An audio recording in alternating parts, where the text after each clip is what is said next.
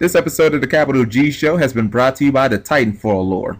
The critically acclaimed FPS that's good enough to cure cancer and make me buy an X-Bone is now in lore form. If you want to be entertained for 60 seconds, the link is in the description. What's up YouTube, Capital G here, talking about Pendulum Summoning in this video, and I haven't done a video about the mechanic yet. I've been meaning to. I'll probably end up doing 2 videos, but I mean, my lord, this is getting hyped to death. It's starting to be annoying, and people are talking about this like it's going to be the return of Jesus, Halo 5, and Luffy v Lucci combined.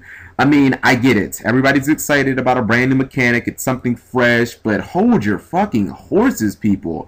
I mean, everybody keeps telling me on DN and everywhere else that, you know, I need to check out ex-YugiTuber's channel because they've got this amazing video showing off these uber broken combos with the new Pendulum monster. And I'll admit, some of the stuff that I've seen out there, like Galactic Guide, 6-card FTK, I mean, it's dirty as hell. And some of the stuff that you can do with gadgets and scraps, I mean, they seem more practical for competitive play, and they seem very good in my opinion. Here's the problem.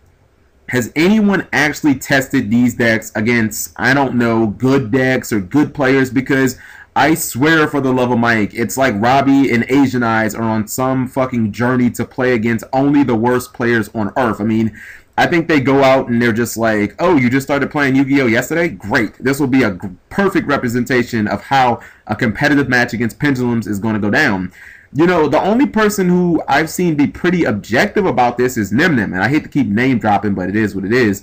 Like, okay, let's say you're playing Pendulums right now in the TCG, and I guess for demonstration purposes, we'll just keep it with gadgets and scraps, because I feel like right now those are the best decks at using the Pendulum monsters.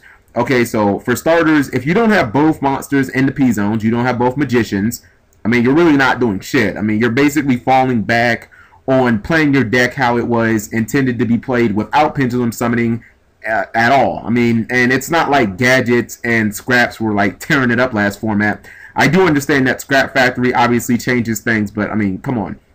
Now, Odd Eyes is an amazing card. In fact, it's such amazing, or it's so amazing, it's probably maybe going to get limited one day, but if it gets MST'd, it's like, now what? And for that matter, what if you happen to play against somebody like me who says, okay, well, you know what? I'm not going to MST anything in your deck except your Pendulum monsters, and I'm going to be even more sly about it. I'm only going to target one of the magicians, so you'll constantly be left with like a scale of 8, but, you know, no 1 on the other side. I mean, and let's not forget, these things aren't exactly good on their own. I mean, they're not great outside of the Pendulum zone.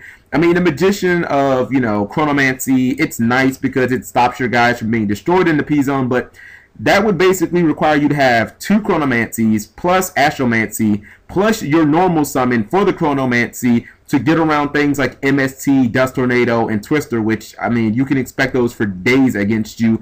And this all goes without considering things like Torrential Tribute, Bottomless Trap Hole, Solemn Warning, because in that case, you'll probably just auto-lose. Don't forget, every single monster that you try and Pendulum Summon out of your hand, if your opponent uses Warning, they all get negated and destroyed, so it's pretty much a wrap for you. And let's not forget, Torrential Tribute did just get unlimited in the OCG. That could end up happening to the TCG, just another thing that's going to hinder the Pendulum Summon. And I get it, you know, the new mechanic, it's exciting, but even though it seems really good, it does require an initial neg too, and to me it seems incredibly susceptible to back row destruction. If you don't have monsters in both zones, you can't do anything.